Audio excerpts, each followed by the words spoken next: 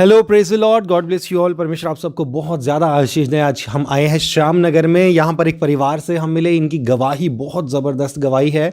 जब उस गवाही को हम सुन रहे थे तो खुद मैं भी थोड़ा सा भावुक हो गया था, क्योंकि मुझे मेरे जीवन में जो परमेश्वर ने अद्भुत काम किए वो सब वापस से याद आ गए। हमारे बीच में बहन है और इनके जीवन में बहुत सारी मुश्किलें आई। इनके जो हस्बैंड हैं उन्होंने इनको मारने, इनके बच्चों को मारने की कोशिश करी और बहुत ज़्यादा मुश्किल समय से ये उस वक्त गुजरी जब इनके बच्चे छोटे छोटे थे।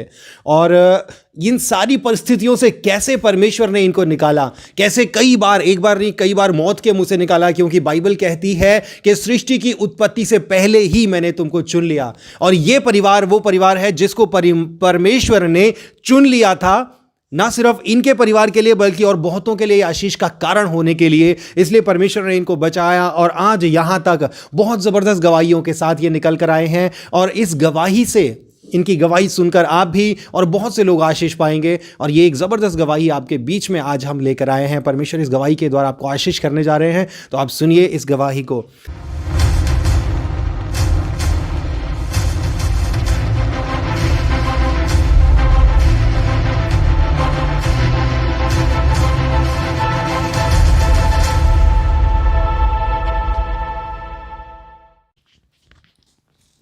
मेरा नाम हरनंदी है। हरनंदी जी। और मेरा ये मैका है। मैके में मैंने अपना घर बना रखा और यहीं पे मैं अपना घर बना कर रह रही हूँ। तो हमारे पापा ने जैसे मेरी शादी माधुवाला टांडे में, यानी कालागढ़ के पास में, वहाँ पे की थी। लेकिन वो परिवार बहुत ज़्यादा नशे में, शराब में रहते थे। हमेशा दारू पीने के लिए, मतलब जो भी चीज़ लगती उनके हाथ वो बेच के पी लेते थे, चाहे ज़मीन हो, घर का कोई बर्तन हो, कुछ भी हो। वो हम अक्सर यही काम करते थे। 3 एकड़ ज़मीन थी, उन्होंने सारी बेच ली थी वो। अच्छा। हाँ, सारी बेचने के बाद में फिर उसके बाद में फिर तो मजदूरी रह गई करने के लिए। मजदूरी करते थे, अपना गुजारा करते थे। उसके बाद में फिर मेरे पति इतने पीने लग गए कि उन्हें सिर्फ हम कमा कर देते थे, तभी वो जो हमसे छीन छीन के ले आते थे। हमारे पास कुछ नहीं छोड़ते थे और कहते थे तो हमें मारते थे। उसके बीच फिर उनका दिमाग पता नहीं क्या हुआ, चल गया। और जब भी मतलब उनका वो पागल टाइप हो गए, हाँ, है ना। और इस समय पर आपकी आस्था क्या थी? आप क्या आस्था, मतलब पूजा पाठ या सारी क्या करते थे? हम पूछते थे, सब देवी देवताओं को पूछते थे हम। अच्छा। हाँ, सारे देवताओं को पूछते थे। और एक अपनी आस रहती थी कि जहाँ भी जाएंगे, जौन से मंदिर में जाएंगे, अपनी ये की प्रार्थना थी किसी तरह से मेरा परिवार सही हो जाए, मेरा पति सही हो जाए। लेकिन कहीं भी ऐसा हुआ नहीं, हर जगह से निराशा ही मिली। और लास्ट में फिर वो इस तरह से पागल हो गए कि वो हमेशा किसी को कुछ नहीं कहते थे, बस हमसे झगड़ा करते थे, लड़ाई करते थे। और जब भी हम मिलते थे तो हमसे ना ही कोई बात होती थी, ना कुछ पूछते थे, सिर्फ मारते थे हमें पकड़ के बिना वजह के। हाँ, आपको मारते थे? हाँ, कोई बात नहीं होती थी, यानी कि कोई वजह हो रही हो या कुछ कह रहे हो तो एक बार मतलब समझ में आता है कि हमने गलती की है, लेकिन बिना गलती के, बिना पूछे एकदम मारने लग जाते थे। और वहाँ के लोग भी बहुत अच्छे थे, मेरे ससुराल के, मेरे परिवार भी बहुत अच्छा था। उनको समझाते थे, डांटते थे, कैसे क्यों करता, कुछ तो गलती बता। लेकिन कोई गलती होती तो बताते, लेकिन बस उन्हें यही था कि मैं सामने आती थी तभी झगड़ा करते थे। यहाँ तक कि हालात आ गए कि वो शायद मेरे साथ कुछ बुरा करना सोच रहे थे। ये तो इनके हस्बैंड, अभी इन्होंने हमको बताया, इनके हस्बैंड इनको बेचने जा रहे थे, तो ये बता नहीं पा रही हैं खुल के, क्योंकि बात थोड़ी सी वैसी है। लेकिन वास्तविकता ये है, अभी इन्होंने बताया था कि इनके हस्बैंड इनको बेच रहे थे और उसके बाद इनका क्या होना था वो कोई भी नहीं बता सकता था। तो बुरा होने वाला था, ऐसी परिस्थिति में ये थे जी। तो उस हालात में मेरे पति मुझे निकलने नहीं दे रहे थे किसी भी कीमत पे। वो क्योंकि अगर वो मुझे निकल जान देते, हो सकता है कि उनका कुछ जुगाड़ खराब हो रहा होगा, लेकिन वो मुझे निकलने नहीं दे रहे थे। तो मेरे ससुर ने मेरे जेठ को, और मेरे गांव में ननंद रहती है, मेरे नंदोई को, उनको जो है कहा कि तुम ऐसा करो, इसको यहाँ से निकाल के ले जाओ, हम इसके बाद में इसको भेज देंगे। जैसे ही वो ले आने को था तो इन्होंने मुझे बहुत मारा, इतना मारा कि ये हाशिए से मेरे ना ये कोनी ऊनी में मतलब बहुत ज़्यादा चोट लगी, ऐसे करके लटक गई थी। और फिर यहाँ आँख में डंडा मारा, मतलब सीधा, हो सकता है हाशिए से वो मुझे सीधा मार रहे थे, लेकिन जब वो मेरे मारते तो उल्टा पड़ता था वो हाशिया। हाशिया वो होता है जिसे घास काटते हैं, वो बहुत तेज होता है, गन्ना काटते हैं। तो वो अगर सही जगह से वार किया जाए तो वो उससे जान भी जा सकती है। तो उससे इनके हस्बैंड इनको मारते थे। जब वो मारा था तो जब भी वो मारते थे हर बार में वो उल्टा पड़ता था मेरे, पता नहीं हो सकता वो उल्टा मार रहे हो या फिर खुदा उसको उल्टा करता हो, ये मैं नहीं जानती। अच्छा, इस समय तक आप यीशु मसीह को जानते ही नहीं थे? नहीं, आपको कुछ भी नहीं पता था यीशु मसीह के बारे में? पता था। ठीक है। तो उसके बाद में फिर उन्होंने एक डंडा उठाकर मेरी आंख में जैसे मारा तो मेरी आंख में बहुत ज़्यादा और खून निकल आया यहाँ से और आंख सूज गई, बहुत ज़्यादा लटक गई सूज के। फिर उस सुबह को मेरे ससुर ने कैसे मेरे पति को बहुत बहलाया, मेरे जेठ ने, मेरे नंदोई ने उनको बहुत अच्छे से राजी राजी से उनको बाहर ले गए। क्या चलो हम वहाँ काम करने जा रहे हैं, मतलब बहुत प्यार से उनको ये ऐसा महसूस नहीं होने दिया कि हम इसको यहाँ से निकाल रहे हैं, भगा रहे हैं। हाँ, उनको ले गए राजी से। और जैसे ही वो ले गए तो मेरे ससुर कह रहे अब तू चली जा। मैं कह रही मैं कैसे जाऊँ, मेरे पास तो पैसा भी नहीं है। तो वहाँ से आने के 50-60 रुपये तो किराए के लग ही जाते हैं। फिर उसके बाद मैंने इंतज़ाम करा कहीं से और मैंने वो करके फिर 50 रुपये मेरे ससुर ने दिए और मैं वहाँ से निकल आई। जैसे निकल आई वैसे मेरे पति को पता चल गया, किसी ने कहा हो या कैसे भी, तो वो तुरंत ही आए दूसरे दिन। उन्होंने बहुत कोशिश करी मुझे ले आने की, तो यानी कि आपके मायके में? हाँ, कहा चल चल चल। पर वो बात मेरे जहन में ऐसे बैठ गई कि मुझे बिल्कुल भी अपने पति की तरफ से कुछ भी मेरे मन में ना ही कोई आदर, कुछ भी मतलब प्रेम या किसी भी तरह का कुछ भी नहीं आ रहा कि मैं जाऊं, या हो सकता है ऐसा ना हो, लेकिन पता नहीं अजीब सी नफरत हो गई। मैंने मना कर दिया कि मैं चाहे कुछ भी हो जाएगा मैं नहीं जाऊंगी। उसके बाद मेरे ऊपर उल्टा सीधा लांछन लगाया, बहुत बुरा बुरा बोला और मेरे गाँव वालों को इकट्ठा किया, क्या ये ऐसी है वैसी है। मेरे गांव को ने कहा, मेरे गांव के बहुत अच्छे हैं, सभी लोग बहुत अच्छे हैं, क्योंकि अच्छे यूँ हैं कि मैंने सबको आज तक कभी अपने गांव वालों को उल्टा नहीं बोला। वो जानते थे मुझे बचपन से। उन्होंने कहा हम बचपन से जानते हैं, हमारे बीच में पैदा हुई है, पली बड़ी हुई है, हमारे साथ हमारे सामने शादी हुई है, हम जानते हैं। हमारे गाँव को ने उनको पकड़ कर जूता निकाल के बोले कि हम जूता फेरेंगे, और एक लफ्ज भी और बोला और यहाँ से भाग जाए इसी टाइम कि तुम इतना गंदा बोलते हो, हमें पता हमारी बेटी कैसी है। तो वो वहाँ से उसी टाइम चले गए। फिर उसके बाद में वो आते तो थे गांव में दारू पी कर, जैसे खुद थे पीने वाले ऐसे को दोहरा आते थे चले जाते, लेकिन फिर उसके बाद हमारे घर नहीं आए वो। उसके बाद में फिर हमारे घर के कहने लग गए आप तो बस यहाँ सा हो, तलाक कर लो और फिर उसके बाद में शादी कर दो दूसरी। मैंने सोचा कि अगर मान लो वो दूसरा इससे भी ज़्यादा खतरनाक मिल गया तो उसको छोड़ना पड़ेगा, तो फिर हर एक कोई मुझे जीने ना देगा। ये दूसरा एक दाग तो मुश्किल से छूट रहा, दूसरा लग जाएगा। तो मैंने कि मैं दूसरी शादी नहीं करूँगी। मेरे रिश्तेदारों ने भी, मेरे परिवार ने, मामा ने, हमारे सब ने सोच लिया कि हम दूसरी शादी करेंगे। इसकी बहुत अच्छे अच्छे रिश्ते ला रहे, बता रहे, मुझे लालच दे रहे हैं, वहाँ पर 2 एकड़ ज़मीन है, ऐसा परिवार है। मैं कह रही कुछ भी है, मुझे शादी नहीं करनी है दूसरी। तो फिर मेरे घर को न गाँव को ने पूछा फिर तुम बच्चों कैसे पालोगी। अब यहाँ आकर सवाल अटक गया। मैं सोच रही हाँ बच्चे तो पल हैं, लेकिन मुझे कुछ नहीं है। बस एक ही शब्द निकला मेरे मुंह से कि जिसने दिए हैं वही अपना आप रास्ता खोलेगा। बस यही मैंने कहा, जिसने ये बच्चे मुझे दिए हैं वही अपना आप रास्ता बनाएगा कि मैं कैसे अपने बच्चों को पालूंगी। इसके बाद मैं सोचती रही और मैंने गाँव को से बड़े गुस्से में कहा कि आज के बाद ये बात मत करना, मुझे कोई शादी नहीं करनी। मैंने गुस्से से कहा कुछ, लेकिन मेरे गाँव के बहुत अच्छे, किसी ने बुरा नहीं माना। उन्होंने सोचा हाँ ये अच्छा सोच रही है, क्योंकि जो भी कोई आगा वो सिर्फ मेरे लिए आगा, मेरे बच्चों के लिए कोई नहीं आगा। मेरे बच्चों को हो सकता है कैसा मिला, कैसा प्यार मिला, क्या पढ़ाई मिलेगी ना मिलेगी, मैंने सारी बातें सोच टाइम तक बच्चे छोटे छोटे थे? हाँ छोटे बच्चे थे। छोटी लड़की मेरी 3 साल की थी, लगभग 3 या 4 की, और ऐसे 3-3 साल छोटे बड़े हैं बच्चे मेरे तीनों। उसके बाद में मैंने यही सोचती रही कि कैसे पालूँ, क्योंकि उस टाइम पर मेरे ऊपर इतना अंदर से चिंता हो गई थी कि मैं कैसे पालूँगी, क्योंकि हर बच्चों को पढ़ाई भी है, दुख में दवा दारू सब कुछ कैसे होगा। अच्छा, इस टाइम तक ये इनके बच्चे छोटे थे और इनके पास कोई रास्ता नहीं था कि ये कैसे अपने परिवार की देखभाल करेंगी, और कोई काम वगैरह आपने इससे पहले नहीं किया था? नहीं। बोला बहन तुमने कल जिक्र करा और आई लो काम आ गया। मैं करी क्या कहना, वहाँ पर ना 60 रुपये रोज़ के मैंने तय कर लिया, तुम वहाँ काम कर लो।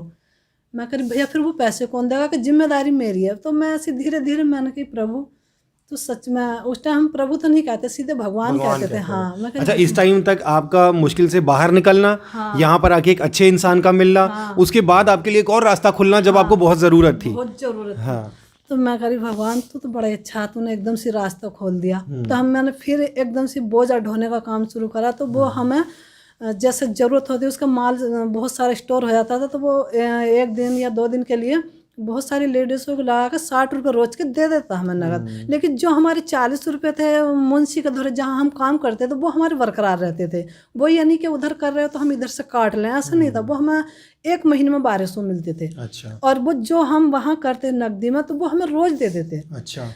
तो मैं करी भैया, उसको मैंने कहा भैया तो बहुत अच्छा हुआ आपने हमें काम लगा दिया, नहीं तो हमें तो उम्मीद ही नहीं थी कि हम अपने बच्चों को पाल सकेंगे। तो वो मुंशी बोला, मोमदन था कहने को लेकिन अच्छा था वो। तो बोला बहन ना, वो बहन ही बोलता था कि बहन भिनिया ऐसे नहीं है क्या, देखो जब वो अपने खुदा का नाम लेकर कहते हैं कि जब खुदा होता है ना तो रास्ते अपना आप खोल देता है, बस तुम उस पर भरोसा रखो। मैं कह रही हाँ बात तो भैया सही कह रहे हो आप। उसके बाद में फिर एक गाड़ी आने लग गई जो ट्रक जो बोलते हैं, कोई 10 टायरा कोई 12 टायरा। तो फिर मेरा मतलब मजदूरी करती थी आप, हार्ड काम था बहुत। हार्ड काम। तो इस दौरान आपने अपने हस्बैंड का ट्रीटमेंट इलाज कराने के लिए कुछ प्रयास? उससे पहले किया था मैंने। अच्छा, वो क्या था? जब मैं वहाँ था वो उसका मैंने जहाँ भी बताते थे डॉक्टरों का इलाज भी कराया। और जो भी मेरे पास जमा पूंजी थी मैंने सब लगा दी, मजदूरी कर करके भी लगाई। वो तो घर में फिर रहने लग गए, वो नहीं जाते थे, मैं ही करती थी। फिर उसके बाद में जैसे कि गन्ना छुलाई हुई, गन्ना बुवाई हुई, लोगों के खेतों में करती थी मैं काम। लेकिन वो ठीक नहीं हुए कहीं से भी।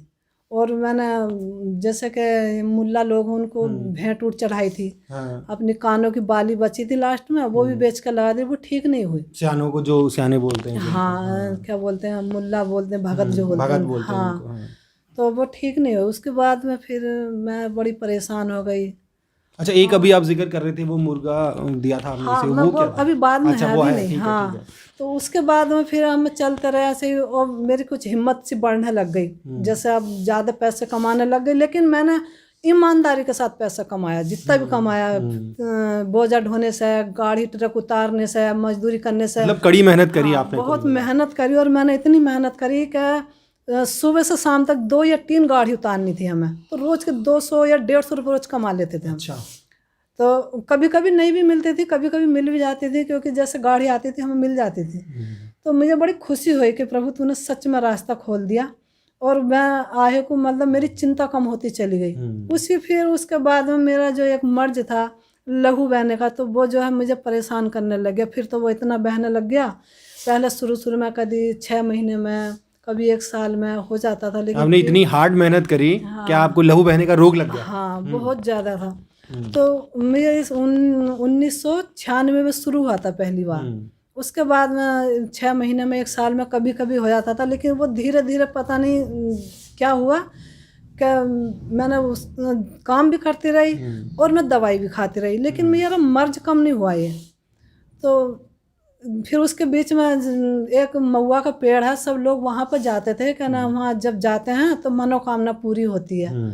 तो मैंने कि चलो देखते हैं, फिर वहाँ भी कुछ होता है। तो उस वक्त मेरे पापा जिंदा थे जबकि ये बात है। तो मैं अपने पापा को लेके गई। पापा बोले कि चलो चलते हैं, जब सबका फ़ायदा हो रहा तो हो सकता है तुम्हें भी फ़ायदा हो जा।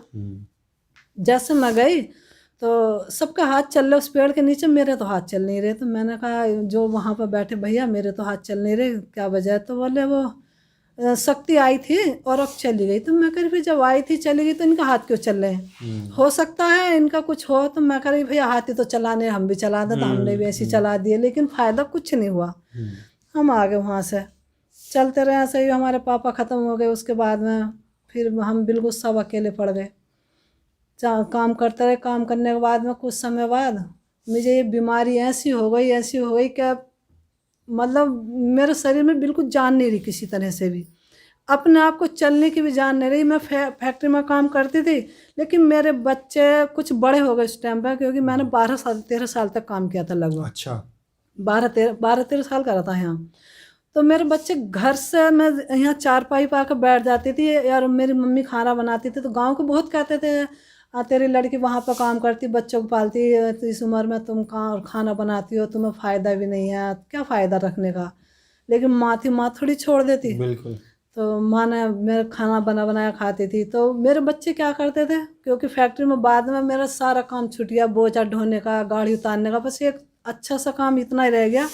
जैसे हम चल्ले, जैसे चार पहिया ऐसे चल्ले होते थे, उसके बीच में लड़के पेपर ला के घेरते थे, बैठे बैठे उसको छांटना था, बस इतना काम था, भारी नहीं था। तो बच्चे मुझे यहाँ से फैक्ट्री छोड़ते थे और फैक्ट्री ले जाकर घर छोड़ते थे, मेरा इतना ही काम था। क्योंकि ना ही मेरे चलने की ताकत थी, ना ही फैक्ट्री में कुछ बोझा उठाने की ताकत थी। तो मुंशी भी बहुत अच्छे थे, तो उन्हें भी पता था। तो वो मुंशी एक दिन बोले कि बहन अब मत आया करो, जो तुम्हारी ज़िंदगी बची है तुम घर ही काट लो, क्योंकि उन्हें भी उम्मीद थी कि मैं बचूंगी नहीं। अच्छा, अब इतने कमज़ोर हो गए थे, बहुत शरीर में ज़्यादा ताकत कमज़ोर नहीं थे। थी। हाँ। और मेरे पैरों में इतनी ताकत नहीं थी कि सुन्न पड़ गई थी, सारा खून खिंच खिंच का, अगर कुछ लगता था तो पता नहीं चलता था। अच्छा। हाँ, कुछ भी पता नहीं चलता। एक बार काफ़ी सारा घाव हो गया था, कंचे लग गया था, लेकिन मुझे पता नहीं, दर्द हो रहा था। मैं देखने लगी तो कंच लगा हुआ, लेकिन खून की एक बूंद नहीं निकली, शरीर में खून नहीं है ही था, नहीं, खून ही नहीं था नहीं था। हाँ, सारा खिंच गया था। तो मुंशी ने मुझे मना कर दिया। ठेकेदार आया मेरे पास, बोला कि तुम काम मत करो, क्योंकि अब ऐसा नहीं लगता कि तुम काम कर सकते हो। अब जो भी बच्चे हैं तुम्हारी ज़िंदगी, मतलब ऐसे कह रहे जैसे मैं मरने वाली हूँ बिल्कुल। मैं कह रही भैया तुम डर गए हो क्या मुझसे? नहीं, डरने की बात नहीं है, कि अब तुम देखो तुम्हारी हालत ठीक नहीं है। फिर मैंने अम्मा से घर आकर कहा कि हम कैसे ऐसे बोल रहे हैं, तो मुझे काम को मना कर रहे हैं, बताओ ऐसा कैसा होगा। तो फिर किसी ने बताया एक डॉक्टर हैगा, वो बवासीर का इलाज करता है। मैं कह रही चलो फिर देखते हैं। तो उसके मैंने काफ़ी समय इलाज कराया, लेकिन कुछ फ़ायदा नहीं हुआ। फिर एक जगह और गए, किसी ने बताया, तो उसने बताया तुम्हें बवासीर नहीं है, तुम्हारे आंतों में इन्फेक्शन है, इस वजह से तुम्हें लहू बहता है। मैं कह रही डॉक्टर साहब किसकी बात सही माने, कोई बवासीर बता दे, कोई मस्से वाली बता दे, कोई कैसी बता दे, आप बता रहे इन्फेक्शन, अब किसकी बात सही माने? क्या मेरी बात सही मानो? मैंने कहा चलो। उसके बाद भी दवाई खाते रहे, बस जब खून बनना बंद हो जाता था तो अपना आप ही बहना बंद हो जाता था, जैसे जैसे खून बनना शुरू होता था तो फिर बहना शुरू हो जाता था। एक दफ़ा ऐसी हालत आ गई, मैं खड़ी भी होती थी और जो 2-4 शरीर में खून की बूंदा बनती थी वो भी बह जाती थी, ऐसी हालत आ गई थी मेरी। तो उस टाइम पर मैं भी खुद सोचने लगी कि हाँ अब मेरा बचना मुश्किल है। तो मेरा भाई एक बार मेरे बड़े बेटे को बुला के बोला कि तेरी मम्मी की हालत तो देख रहा कैसी है, तुम्हें कुछ पता नहीं है, तुम्हारी मम्मी मरने वाली हो रही है और तुम जो हो तुम्हें कुछ शुद्ध भी नहीं है, कि कम से कम अपनी माँ का साथ दो। तो उस फिर मेरे बेटे ने काम करना शुरू कर दिया, छोटी सी उम्र में, 14 साल की उम्र में बहुत काम करने लग गया। उसके बाद में काम करना शुरू कर दिया तो कर ही दिया, मतलब मेरी हिम्मत बढ़ाने लग गया वो। उसके बाद में मेरे बेटे को भी एक रोग लग गया, जब से वो पेशाब करने जाता था तो उसको ना लाल पेशाब आता था। अच्छा। उसको भी लगे, लेकिन उससे मुझसे बताया नहीं, उसने इसलिए नहीं बताया होगा कि मेरी मम्मी तो खुद बीमार है, मम्मी से क्या बताऊं। लेकिन वो मुझसे पैसे ले जाता था और दवाई कराता था चुपके से। काफ़ी दिन हो गए उसको भी, 1-2 महीने। तो एक दिन मैं उससे बैठ कर बोली आराम से, मैंने कि बेटे तू मुझे एक बात बता, तू पैसे लेकर जाता है तो कहाँ डालता है? अगर तेरे अंदर कोई परेशानी है तो तू मुझसे बता, क्योंकि अब तू ये तो सोचना मत मेरा पापा मेरा साथ नहीं दे रहा तो मैं किससे बताऊंगा। तू मुझे इस टाइम पापा और मम्मी दोनों ही समझ ले, तू मुझसे बता। तो उसकी आंखों में आंसू आ गए और मुझसे बताया कि मम्मी क्या बताऊँ, तुम तो पहले से बीमार हो, कि मुझे ऐसा ऐसा परेशानी है कि मैं जब पेशाब करने जाता हूँ तो खून आता है। और ये बात सुनकर ना मैं उससे कुछ कहा नहीं, लेकिन मेरे अंदर से एकदम से बहुत डर सा लग गया। मैं कह रही एक तो मैं भी बीमार हूँ और इसको भी यही बीमारी लग गई, क्या होगा? तो अब मैं इस बात में बहुत परेशान हो गई। उधर फैक्ट्री से भी मना कर दिया, तो फिर भी मैं जाती रही, लेकिन वो कहते तो कुछ नहीं थे, क्योंकि वो सोच रहे हम क्या कहें, क्या बुराई लें, जो ज़िंदगी बची जा रही हो तो आते रहो। वो उन्होंने फिर ये कह दिया। तो अब हमारे गांव के ये ठाकुर द्वारे जाते थे बहुत सारे, तो माँ अब पता नहीं उनको कहाँ से पता चला, तो ये मुझसे बोली ना ठाकुर द्वारा में यीशु की संगत लगती है और वहाँ बहुत लोग ठीक हो रहे हैं। तो मैं कह रही ऐसे तो सब कहते हैं, महुआ के पेड़ के नीचे भी गए, सब कह रहे थे ठीक होते हैं, हम तो वहाँ से भी ठीक ना हो, चलो देख लेंगे, तुम चले जाओ। और जब मम्मी जाने लग गई, फिर मेरे बड़े बेटे को ले गए, मेरे भाई को ले गए, मेरी बेटी को, मतलब सब जाने लग गए, लेकिन मैं अभी तक नहीं गई, क्योंकि मुझे ये तो मुझे ये लगता था कि अगर मैं एक दिन छोड़ के जाऊंगी, पहले फिर खाता हूँ वहाँ से वो क्या? अब मैं भी बताऊंगी। तो जैसे मैंने ये सोचा अगर मैं एक दिन की भी दिहाड़ी छोड़ दूंगी तो मेरा गुजारा मुश्किल होगा, मेरे पैसे ख़त्म हो जाएंगे, मैं ये सोचती थी। अब जब मेरी मम्मी को कम से कम 1-2 महीने या 3 महीने हो गए लगातार जाता जाता, तो ये मम्मी बता रही कि आज इतना तगड़ा बीमार आया था वहाँ पर, वो ठीक हो गया। तो पता नहीं मेरे अचानक दिमाग में क्या बात आई कि जब इतने बड़े तकड़े बीमार ठीक हो रहे हैं तो हो सकता है हम भी ठीक हो जाएं। तो मैं एक दिन अपने बड़े बेटे से बोली, बेटा जब सब ठीक हो रहे हैं तो एक बार तू भी जाकर देख ले, क्या पता ठीक हो जाए। तो हम जो है शंकर भोले को मानते थे बहुत ज़्यादा। तो मेरा बेटा बोला, मम्मी सब यूँ कहते हैं कि वो देवी देवता को नहीं मानने देते और मैं अपने भोले को नहीं छोड़ूंगा। मैं कह रही हाँ ठीक है मत छोड़ा, मैं कब कह रही हूँ, पर तू जाकर तो देख ले। तो मेरा बड़ा बेटा पहले गया तो उसने मुझसे कहा कि मैं 5 संडे जाऊँगा, ज़्यादा नहीं जाऊँगा। मैं कह रही ठीक है मत जाना। वो चला गया। लेकिन हम शुक्रवार का दिन था और हम बात कर रहे थे मैं और मेरा बेटा। तो वो बूंगे बंधाई जब कर रहा था तो जैसे बूंगे बांधने के लिए भूस लेकर जा रहा था बांध का, तो उसकी टांगें पिचक रही थी कमजोरी की वजह से, और वो बोझ लेके गिर गया। तो उस टाइम पर मुझे भी दुख हुआ, मम्मी को भी दुख हुआ, और मैं कह रही बन के बेटे तू चला जा। उस हालत को देख कर मतलब मैं अंदर से दुख हुआ लेकिन मैंने उसे महसूस नहीं होने दिया। मैं कह रही तू चला जा। तो उसने यही कहा मैं ठीक है 5 संडे जाऊँगा। मैं कह रही हाँ ठीक है 5 संडे चले जाना। लेकिन मैं इतना जानती हूँ जब जिसे प्रभु पकड़ लेता है तो 5 संडे क्या वो 5 जन्म तक नहीं छोड़ता।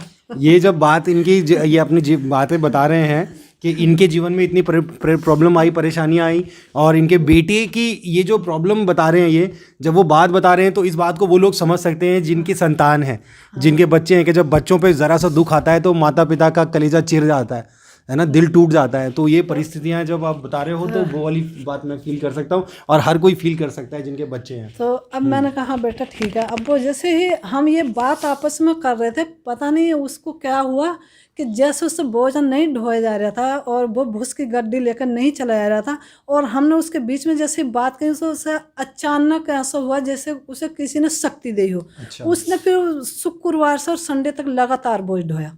अच्छा। लगातार शुक्रवार के दिन हम बात कर रहे थे बैठे हुए, और शनिवार तक रोज ढोया, लेकिन वो एक दिन भी नहीं गिरा और ना ही उसे कमजोरी महसूस हुई। तो उसके अंदर कुछ था जो उसने मुझसे बताया नहीं, वो बाद में बता रहा था। तो वो मुझसे कह रहा था मम्मी जैसे हम बात कर रहे थे तो जब तक तो मुझसे काम नहीं हुआ, लेकिन देख मैं लगातार कर रहा हूँ। मैं कह रही क्या पता भैया, हम जानते तो है नहीं यीशु की शक्ति क्या चीज़ हो, क्या पता तू ठीक होने वाला हो। और जैसे ही वो गया तो एक पास्टर हैं बनवसा के, एस्टुप्री नाम उनका। अच्छा, यहाँ पर 1 मिनट यहाँ पर आप रुकना। जो इनकी टेस्टिमनी है ठीक वैसी मेरे साथ भी थी। मुझे भी बचपन में एक बीमारी लगी थी, मैं आपको ही बताता हूँ। और वो क्या था कि जैसे आपके लड़के को ना, मुझे भी ऐसा था, मैं बेहोश होकर गिर जाता था। तो मैं शायद 10-11 साल का रहूँगा, तो मेरा पूरा बदन पीला पड़ जाता था। और मेरे पेरेंट्स तो क्या, मम्मी अकेली थी, तो मम्मी ने बहुत ट्रीटमेंट कराया लेकिन कहीं से ठीक नहीं हुए। चंडीगढ़ PGI में उन्होंने ब्रेन मैपिंग ये सब कुछ कराया, लेकिन जब कहीं से ठीक नहीं हुए तो जब मेरे बेहोश होता ना, तो हमारे बगल में पड़ोस में आंटी थी, उनके घर में गंगा जल होता था। वो गंगा जल आती थी फटाफट के, गंगा जल से ठीक हो जाते हैं। लेकिन गंगा जल तो क्या, कोई पानी भी छिड़क दो तो बेहोश को होश आ जाता है। तो कहीं से जब ठीक नहीं हुए तो किसी ने बताया कि चर्च लगता है सामने हमारे घर से थोड़े से दूर पे, कहते तुम सब जगह चले गए, वहाँ भी चले जाओ। तो जब वहाँ चर्च में गए, वहाँ पर प्रार्थना कराई, करीब 2.5-3 साल से मुझे ये रोग लगा था, और मुझे बहुत दिक्कत होती थी जब वो चक्कर आता था। तो मुझे पता है कि जिसके ऊपर होता है ना, मुझे पता है। तो जब हम जिस संडे चर्च हम गए, उस संडे से लेकर मतलब पहले संडे जब चर्च गए तो मुझे वो चक्कर हफ्ते में 2 या 3 बार आते थे। लेकिन जिस पहले संडे प्रार्थना कराया, पूरा हफ्ता मुझे कोई चक्कर नहीं आया। मैं नोट करता था क्योंकि मुझे तकलीफ होती थी। दूसरा हफ्ता कोई नहीं आया, तीसरा हफ्ता कोई नहीं आया। तब मैंने मेरी मम्मी को बताया कि मम्मी जब से चर्च गए तब से मुझे वो हुआ नहीं। तो वो जो कमज़ोरी वाली बात आप बता रहे हो ना, तो वही बात मुझे अपने पे भी याद आ गई। तो वो तब से लेकर आज दिन तक मुझे उस दोबारा कभी वो रोग नहीं हुआ। तो हमारा प्रभु इतना महान है। तो ये आपके लड़के वाला जो केस है ना, वो से मेरे साथ भी हुआ था। और जितने भी लोग वहाँ पर हैं, अगर ऐसी परिस्थिति आपके भी साथ है तो यीशु मसीह पर विश्वास कीजिए, प्रार्थना करिए, प्रभु आपको चंगा करेगा। जी। तो उसके बाद में जैसे मैंने मेरे बेटे ने बात की, तो उसके बाद में यही प्रॉब्लम हमारे गांव के एक लड़के को और थी। तो अब ये आपस में बात करने लग गए। तो वो बोले कि मैं दवाई खा रहा हूँ और बहुत अच्छी दवाई, तो उसको खा ले। तो ये मुझसे पैसे लेके गया, मेरे ख्याल से 121 रुपया, पता नहीं 151 कुछ ऐसे लेके गया। तो इसने दवाई ले ली वो। तो जैसे इसने वो रात को दवाई खाई, तो ये मतलब दवाई को खाने के बाद में सुबह तक इसको होश नहीं रहा। अच्छा। मतलब ऐसा हो गया जैसे कुछ हो गया हो। अब ये सुबह को उठे से चलने नहीं आ रहा। तो मुझसे कह रहा मम्मी मैं तो इस दवाई को खाकर मेरी हालत बड़ी ख़राब हो गई। तो मैं कह रही जब ऐसी बात है तो दवाई मत खाइए वाली, इसको फेंक दे। तो क्योंकि उस टाइम पर हमारे 120 रुपये बड़े सारे लगते थे। तो बोला मम्मी 120 रुपये गए हैं। मैं कह रही तुझसे ज़्यादा थोड़ी ना है। तो मैं कह रही चल छोड़ मत खा। तो उस टाइम पे मेरे बेटे की हालत भी ऐसी थी, अगर मान लो किसी को कोई डांटता था या किसी को चोट लग जाती या खून देखता था तो बेहोश होकर गिर जाता था। अच्छा। ऐसा हो गया था वो, क्योंकि उसके अंदर एक तो कमजोरी आ गई थी और फिर बच्चा था वैसे भी वो। बिल्कुल बिल्कुल। तो जैसे संडे आया 2-3 दिन के बाद ये गया ठाकुर द्वारा। जैसे ठाकुर द्वारा जहाँ पर गया, प्रार्थना होती है यीशु हाँ, मसीह के नाम एस से। के पुरी जी के यहाँ प्रार्थना होती है, आज भी चलती है। तो वहाँ बनवसा वाले हमारे पास्टर आए थे, इनका नाम एस के पुरी जी है। तो उनके जब वचन सुने तो वो वचन उसके दिमाग में ऐसे बैठ गए, उसने ये नहीं कि हाँ सुन के फालतू बातों में लगा हो या ध्यान नहीं दे रहे हो, ऐसा नहीं है। उसने ध्यान से सुने और ध्यान से सुन के वो उसने भूल गया कि मुझे 5 इतवार आना या 6 इतवार आना, उस सब भूल गया। वो जो है उनके बच्चनों का ऐसा दीवाना हो गया, जब संडे आता था तो इंतज़ार करता था कि कब आएगा संडे, कब जाऊंगा। तो वो जो उस दिन से मेरा बेटा रोज का रोज उसके अंदर एक अलग सा मतलब बोलने में, चालने में, उसके सेहत में अजीब सा बर्ताव आता चला गया, एकदम बदलता चला गया। और वो मैं कहती हूँ कि ठीक हो गया बिल्कुल। तो अब मैं अभी तक नहीं जाती थी, तो घर के कहने लग गए मम्मी तुम भी चले जाओ, माँ भी कहती लली तू भी चली जा। तो मैंने फिर सोचा कहीं ऐसा ना हो कि जैसे हम महुआ के पेड़ के पास बाद में गए थे कुछ मिला ना, कभी यहाँ भी बाद में जाए कुछ मिले ही ना। और छुट्टी तो मारनी है आज भी और कल भी, चलो आज ही छुट्टी मार ले। तो मैं भी गई, तो मैंने भी जैसे वहाँ गई तो मुझे भी बहुत अच्छा लगा। और अच्छा लगने के बाद में मुझे वो वचन आज भी याद रहता है स्तर ग्रंथ से, एक नदी बनी झरना, ये मैं हमेशा याद रखती हूँ। इसी वचन ने मेरे जीवन को सुधार कर रख दिया और मैं इस वचन को सुनकर और मैं चलते रही। तो वहाँ पास्टरों ने कहा कि अपने ताबीज़ उतार दो। मैंने सोचा कि शायद मेरा ताबीज़ देख लिया इन्होंने। तो मैं कह रही इन्होंने देख लिया, मैंने अपना ताबीज़ दुबका लिया, छुपा लिया अंदर और हम आ गए। फिर अगले संडे गए तो अगले संडे भी यही हुआ। तो मैंने कि इन्होंने कब देख लिया मेरा ताबीज़, ये हर फेरे उस ताबीज़ को ही कहते हैं।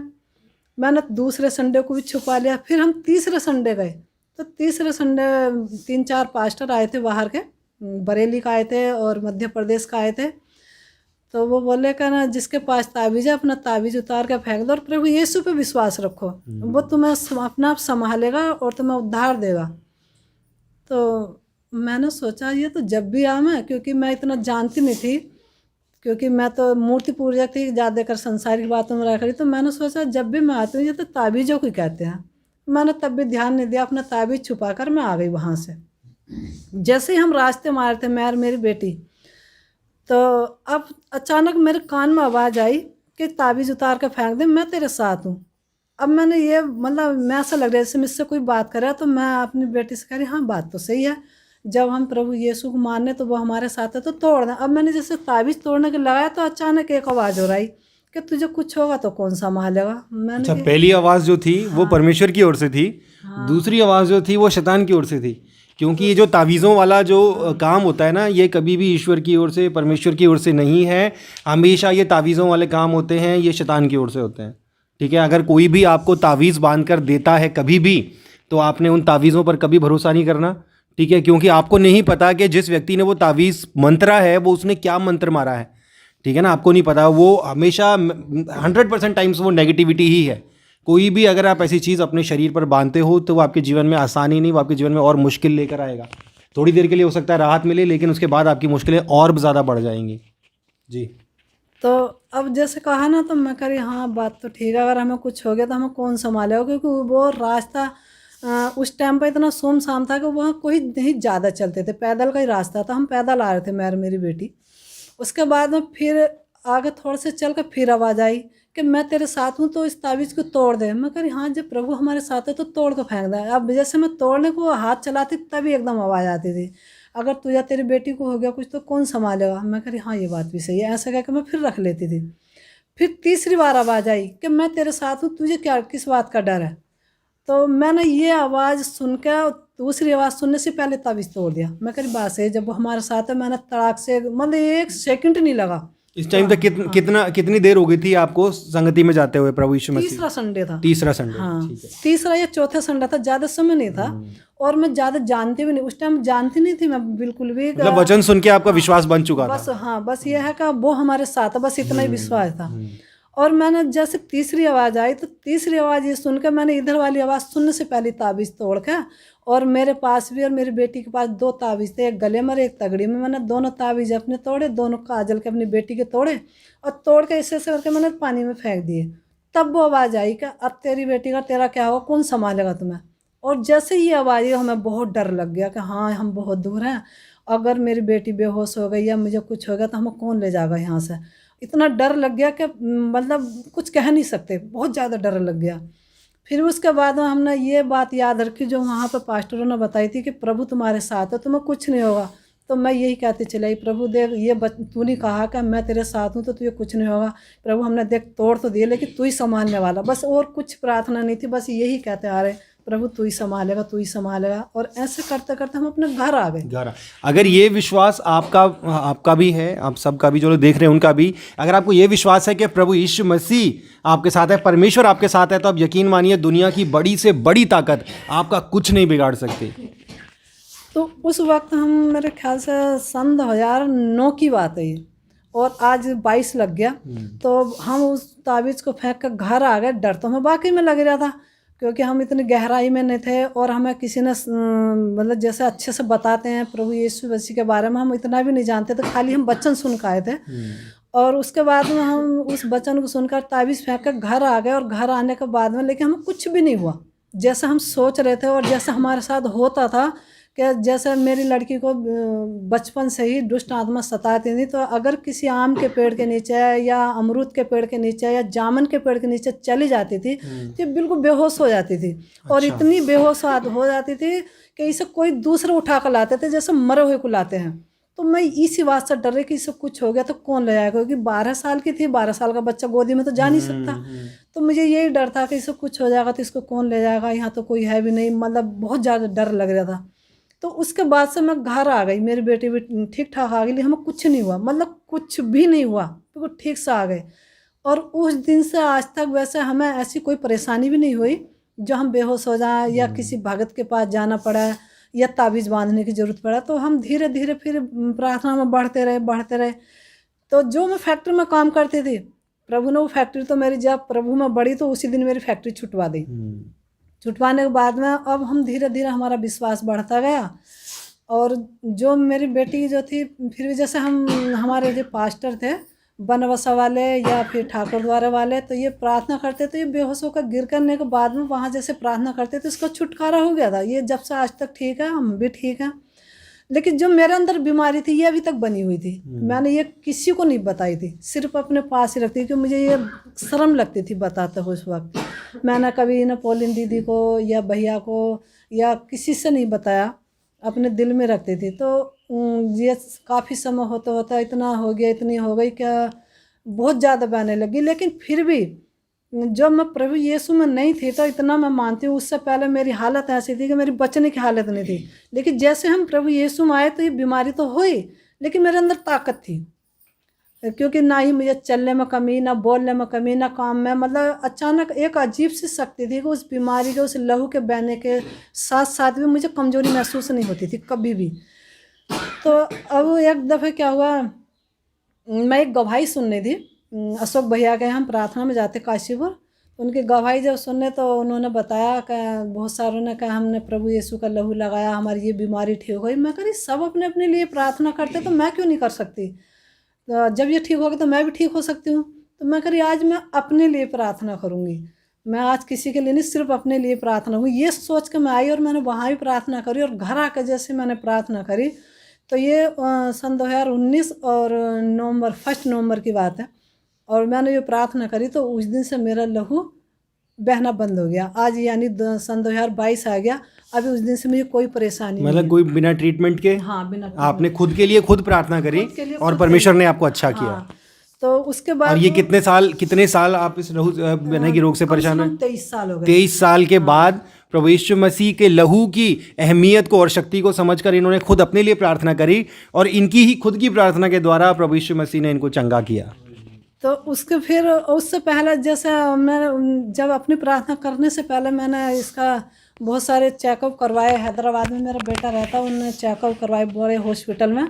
तो जैसे वो चेकअप दिखाए तो डॉक्टरों ने बताया था कि ये बीमारी तो न तुम्हारी आंतों में छेद हो रहे हैं और तुम्हारे 3 ऑपरेशन होंगे। मैंने कहा 3 ऑपरेशन क्या? हाँ। काशीपुर सारे डॉक्टर के यहाँ भी यही बताया था और मैंने ठाकुर द्वारे पूछा, वहाँ भी बताया था। मुरादाबाद में भी यही ठाकुर द्वारे वाले डॉक्टरों ने पूछ के बताया था, उन्होंने भी यही बताया था कि 3 ऑपरेशन होंगे, एक अब होगा, एक 3 महीने बाद होगा, एक 6 महीने बाद होगा। तो मान के फिर तो ठीक हो जाऊंगी। तो बोले कि नहीं फिर तो दवाई खानी पड़ेगी। मैंने क्यों? क्या ना, वो ऑपरेशन जब होगा तो 3 घाव रहेंगे तो दर्द तो होगा ही घाव में, कि तुम्हें जीवन भर दवाई खानी पड़ेगी। तो मैंने कि जब जीवन भर दवाई खानी पड़ेगी तो ऑपरेशन कराने की क्या ज़रूरत है?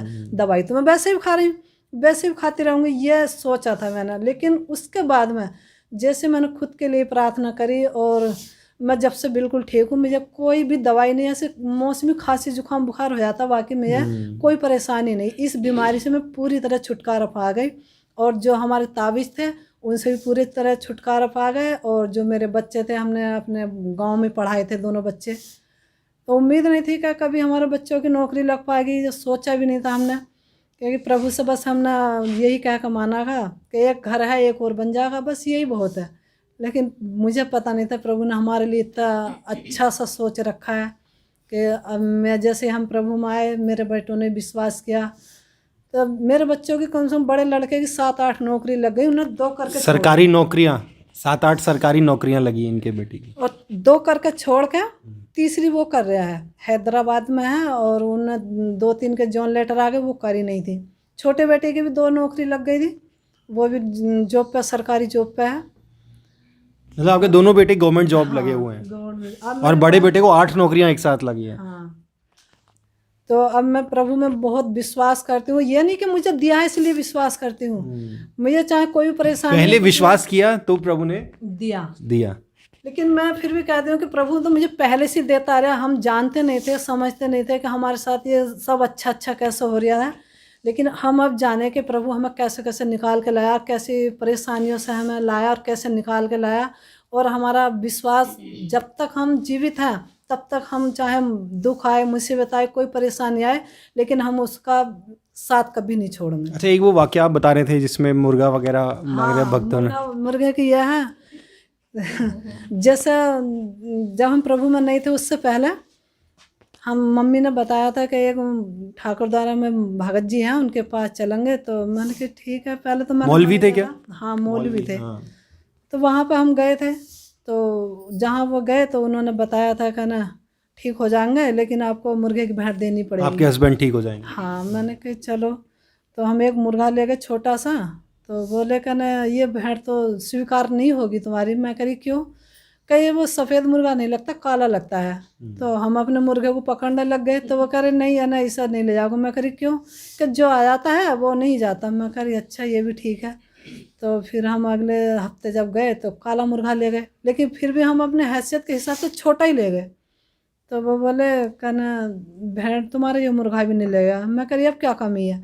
तो बोले कि बोलता ना। मैं करी बोलता तो चुग्गा डाले हैं। तो मुझे क्या पता ही कौन से बोल लो, कह रहे मैं करी बोलता है चुग्गा डालते हैं कि नहीं, अजान देने वाला चाहिए। मैं उसकी तरफ देखने लग गई। अजान देने वाला तो बड़े सारे पैसों का मिलेगा, क्योंकि 40 रुपये की तो मजदूरी करती हूँ मैं, तो कम से कम 300-400 रुपये का मिलता था। तो मैंने कहा अच्छा। तो अब मेरे दिमाग में यही बात है कि जब पहले सफ़ेद वाला मुर्गा पकड़ी, उसे कह रहे जो आता है वो जाता नहीं, तो इसे तो भी पकड़ने ना देंगे। तो मैंने कि पकड़ना ही बेकार है, तो मना कर देंगे। तो मैं कह रही अच्छा ये नहीं होगा। तो बोले कि अच्छा एक काम करो, क्या चलो अच्छा इससे करते हैं। तो उनने उतारा पुतारा करा, मुझे नीचे लिटाकर सफ़ेद चादर उड़ा कर उसने जो है मुर्गा उतारा। तो फिर उसने तेल लगाया। तो फिर बोले कि अच्छा एक काम करो, का जब ये भेंट स्वीकार नहीं होगी तो आप एक काम करो, या तो मुर्गे की भेंट दे दियो, सुअर की भेंट दे दियो। मैं देखने लग गई। मैं कह रही अभी तो कह रही उतारा हो जाएगा, ठीक है, जब उतारा कर दे तो भेंट की क्या ज़रूरत है? क्या नहीं अनु उसमें पक्का काम हो जाएगा। नहीं तो वो इलाज तो आप अपने हस्बैंड का कराने गए हो। हाँ। और वो आप मुर्गे का उतारा आपके ऊपर कर मेरे रहे हैं। ऊपर तो कह रहे वो तुम्हारा उतारा उसको लगेगा। मैं कह रही अच्छा, क्योंकि हम जानते नहीं थे कि किसका उतारा किसे लगेगा। मैंने सोचा सच बोल रहा होगा। तो मैं अम्मा की तरफ देख रही, मैं कह रही तूने कहाँ फंसा दिया ला के मुझे। तो कि वहाँ कुछ कह नहीं सकी थी। फिर उसके बाद में बोले कहना तुम ऐसा करो, तुम पैसे दे देना, हम अपना भेंट चढ़ा देंगे। तो मैं कह रही अपने, मैंने उससे पूछा तो नहीं, मैं कह रही पैसे भी थोड़े बहुत नहीं लगेंगे, जब मुर्गे की भेंट लगेगी तो वो तो छोटी थी, और बकरे के सुअर की तो बहुत पैसों की होगी। तो बोले ऐसा है क्या तुम जो है आ जाइए। मैं कह रही मैं ना आऊँगी, अब मुझे नहीं कराना। तो बोले तुम्हारा हस्बैंड मर जाएगा। तो मेरे मुँह से एक ही शब्द निकला कि जब वो मारेगा तो कोई बचा नहीं सकता, और वो जब जिवाएगा तो कोई मार नहीं सकता। मरेगा मर जाएगा, जीगा जी जाएगा, मैं अब नहीं आऊँगी। तो अम्मा मेरे को कोनी मार रही थी कि ऐसे मत बोले, भगत से ऐसे नहीं बोलते हैं। तो मैं कह रही मैं गलत थोड़ी बोल रही हूँ, जो सच है मैं वही बोल रही कि मैं नहीं आऊँगी। तो फिर मैं वहाँ से आ गई। तो कुछ दिनों बाद, 1 महीने के बाद, वो भगत खुद ही आ गया पूछता पाछता हमारे घर पे। मैंने कहा भगत जी मैंने मना किया था हमारे घर पर मत आना, और आप क्यों आए हो? कह रहे देख लो ना, मैं तो तुम्हारी भलाई की सोच रहा हूँ, तुम्हारे साथ बहुत अच्छा हो जाएगा, तुम्हारा घर बन जाएगा। मैं कह रही मुझे कोई भलाई नहीं करनी है, जो वो करेगा वही होगा। उसने हमें जन्म दिया, वही हमें पालेगा, वही हमारा रास्ता दिखाएगा, मुझे कुछ नहीं करना। तो मम्मी मेरे पीछे से कह रही थी माना ऐसा नहीं बोलते हैं किसी से भी, ये जादू टोना करने वाले होते हैं, क्या पता कुछ कर दें। मैं कह रही करने दो, जो करेगा देखी जाएगी। अच्छा, 2 बातें यहाँ पर मैं आपको बताना चाहता हूँ कि जो भी भगत लोगों के पास जाते हैं वो पता है कैसे काम करते हैं। वो आप जो व्यक्ति उनके पास जाता है वो उसका इलाज ईश्वरीय शक्ति से नहीं, दुष्टात्माओं की शक्ति से करते हैं। ठीक है, तो वो आप ऐसा समझ लो कि आप अपना इलाज कराने वहाँ पर जा रहे हो, लेकिन आप इलाज कराने की जगह और 10 से 10 गुना ज़्यादा बड़ी मुसीबतें अपने लिए ले रहे हो। ठीक है, तो ये पहले से ज़्यादा बुरी हालत हो जाएगी आपकी। मैंने एक नहीं, मैंने सैकड़ों लोगों के मुंह से सुना है कि ये सब करने के बाद, खुद मेरे परिवार में भी यही हुआ, मेरे पापा का भी यही हुआ था, लेकिन ये सब करने के बाद मेरे पापा पूरे ही पागल हो गए। ठीक है, तो अगर आप भी इन सब चीज़ों में पड़ रहे हो तो आप इन सब चीज़ों को छोड़िए, सच्चे और जीवते प्रभु यीशु मसीह के नाम पर विश्वास करिए। ठीक है, इन सब चीज़ों में मत पड़िए, आपकी ज़िंदगी पहले से और भी ज़्यादा बदतर हो जाएगी। जी, तो फिर इसके बाद फिर आपने दोबारा कराया उनसे कुछ? नहीं, फिर हमने उनको मना कर दिया बन के हमारे घर मत आना, चाहे कुछ भी हो जाए। तो वो उस दिन से चले गए, वो कभी नहीं आए। लेकिन जब फिर जैसे हम प्रभु में बढ़ गए, प्रभु में बताया, और हमने प्रभु यीशु मसीह को अपने जीवन में ग्रहण किया और अपना जीवन उसे दिया, जब से हम आज सब कुछ अच्छा, आप अपनी आंखों से सब कुछ देखो, सब अच्छा बिल्कुल। आज अच्छा, जिस वक्त आप प्रभु में नहीं थे, जब आप यहाँ पर भाग के आए थे, तब आपके घर की हालत कैसी थी?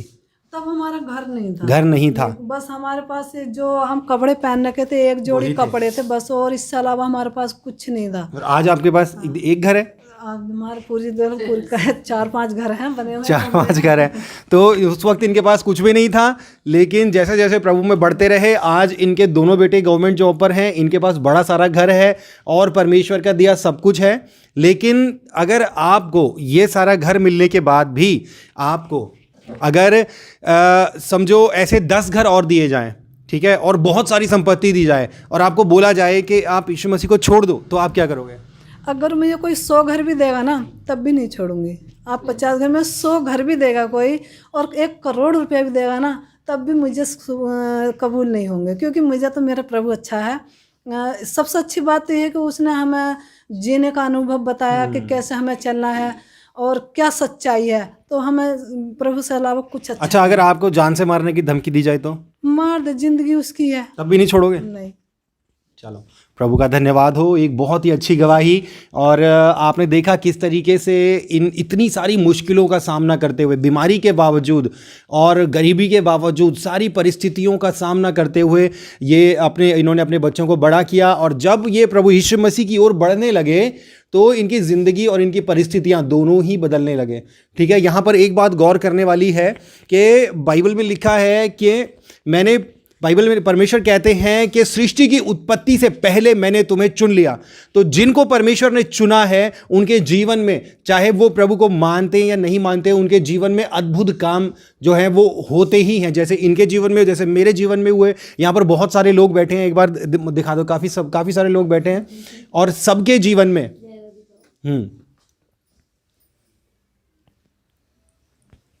तो सभी के जीवन में बहुत अद्भुत काम हुए हैं, और ये सब करने वाला कोई और नहीं है, सिर्फ प्रभु यीशु मसीह है। और मैं गर्व से ठोक के ये बात कह सकता हूं कि यीशु मसीह के अलावा और कोई भी सच्चा प्रभु है ही नहीं। जहां मर्जी आप जिस मर्जी से बुलवा लो, जिस मर्जी से पूछवा लो। मैंने सारी दुनिया देखी है, सारी किताबें पढ़ी हैं, सारे ग्रंथ पढ़े हैं, लेकिन यीशु मसीह जैसा और कोई प्रभु नहीं है। आप भी इस बात को मानते हो? मानते हैं। कोई और है यीशु मसीह के जैसा? नहीं, ऐसा कोई भी नहीं है। ठीक है, आप भी यीशु मसीह के नाम पर विश्वास करिए। जब मेरे पति जिंदा थे उस वक्त, तो मेरे सास ससुर और मेरे पति भगत को बहुत मानते थे वहाँ के। तो जैसे भगत के पास जो जाते थे ना, कुछ भी होता था, जैसे कोई चेंटे फुंसी निकल आई तो वो उसी से झाड़ा वाड़ा लगवाने जाते थे उस वक्त, क्योंकि हम भी ज़्यादातर यही सोचते थे कि कहीं से फ़ायदा हो जाए। तो एक बार मेरे पति की आंख में सफ़ेद दाना सा पड़ गया था, तो भगत के पास गए तो भगत ने कहा कहना भाई तुम्हारी आंख में अगर खून पड़ जाएगा तो ठीक हो जाएगा। तो वो मुझसे आकर बोलेगा ना, भगत जी ने तो ऐसे बोला, तो मैंने कि खून किसका डालना, क्या कन की उंगली का डालना, मैंने किसकी का, क्या मुझसे तो कटेगी नहीं, तो मैंने कि मैं क्या करूँ फिर, क्या तू ही डाल दे, मैं कर मेरे तो बस कहा नहीं। तो अब आँख में ज़्यादा बड़ा वो सफ़ेद दाना बन गया, क्या बोलते हैं उसको, फुल्ली। तो मैंने कहा अच्छा, अब मैं भी सोच रही अगर ये कांड़े हो जाएंगे तो इन्हें बहाना मिल जाएगा, मैं कहाँ से कमाऊँ, मेरी तो आँख में दर्द हो रहा है, मतलब बहुत सारी बातों को सोच कर मैंने कहा अच्छा। तो वो मुझसे बोले का चल एक काम कर ले, क्या तू अपनी कन की उंगली की ना नए ब्लेड से काट दे, दर्द भी नहीं होगा और खून भी निकल जाएगा। मैं करी ठीक है।